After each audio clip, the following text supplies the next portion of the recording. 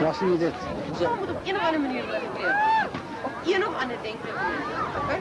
Elsie, die bal wat jy aan die linkerkant kry. As jy na links dribbel en jy kan nie die bal op die reverse teen die lyn afgee nie, dan draai jy agteruit terug en jy gooi hom binne toe. Maar dit moet so vinnig as moontlik wees. Okay. En dan Louise, die laaste ding is, as nou nie meer die koers prys aan, daai bal kan nie net almal. Nou ons gister al van gepraat. Hy bal moet binne toe kom en hou besit van die bal, hou besit van die bal of jy op die rand van die sin. Jy kan eers die kan opdribbel. Hulle het nie meer steek nie. Jy hoef nie van af te lê nie. Druk die bal, jy sit nou aan so gemaak. En voor jou sien, dan lê jy net die bal in die vak af wat jy net op die voet reg.